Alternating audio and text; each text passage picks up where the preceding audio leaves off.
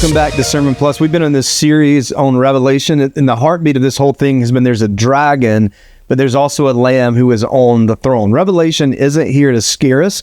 It's about a discipleship manual. It's about helping us live awake to Jesus in a world that keeps trying to put us back to sleep, right? The question that we pressed into this week, I think, is a big question. When was Revelation written? And that may sound like a history class question, but here's why this matters. Where you start shapes how you read the whole book.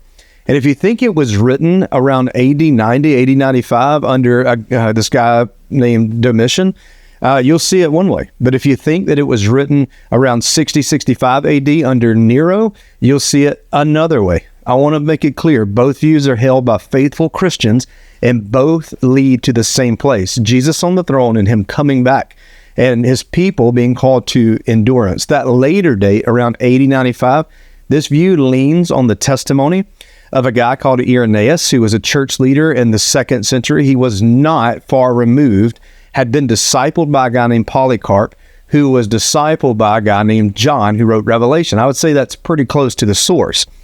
He would write that the apocalypse was seen during Domitian's reign. That's why many people assume that John had his visions in the 90s, in 90 AD.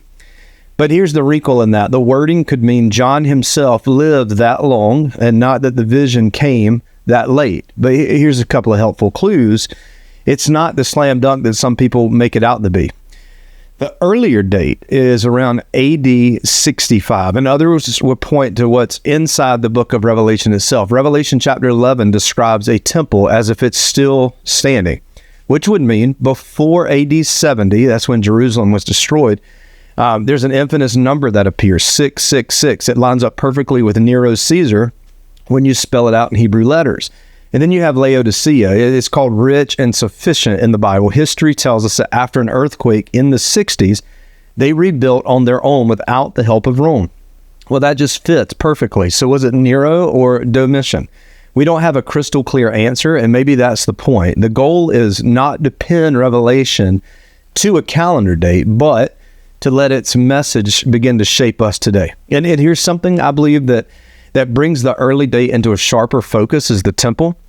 In Matthew chapter 24, Jesus sits on the Mount of Olives, and he gives what we call the Olivet Discourse. He looks at the temple, and he tells his disciples, "Truly I tell you, not one stone will be left here on another that will not be thrown down." That prophecy came true in AD 70 when Rome destroyed Jerusalem. It destroyed the temple.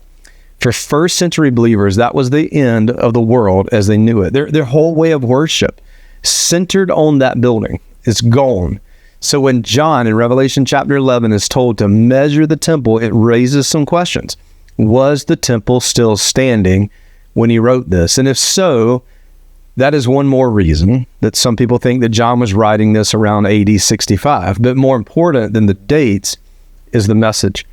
See, John's vision of the temple is a way of God saying that he knows his people, he marks his people, and he protects the things that matter most.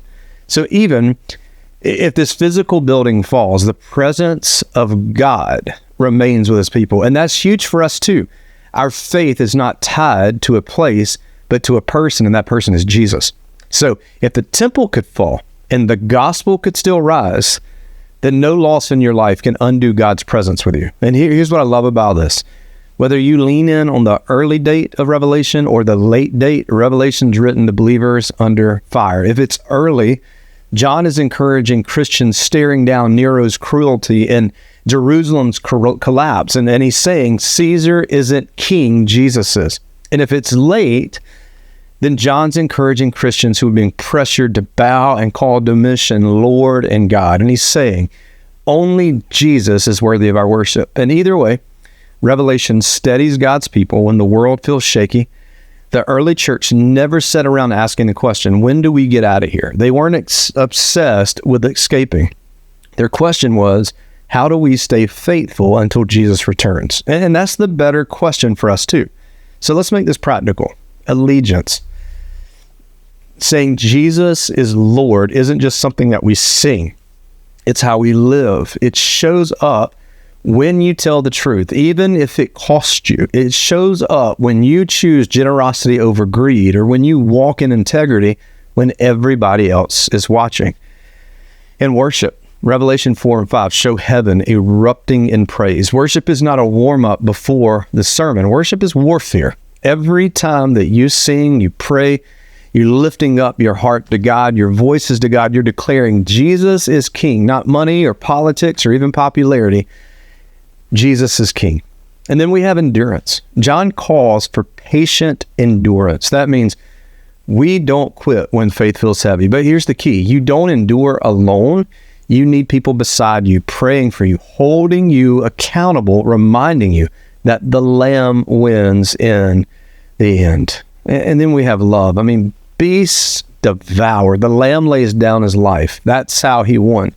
He wasn't a beast who devoured. He laid down his life. And that's how we follow. Our victory doesn't come through force. It comes through sacrificial love. So back to the question, when was Revelation written? I think it's a great question.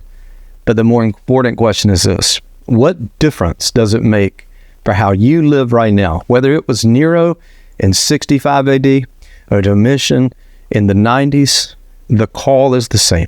Stay faithful, keep worshiping, and don't bow down to the beastly powers of this world. Revelation doesn't ask you to decode today's headlines.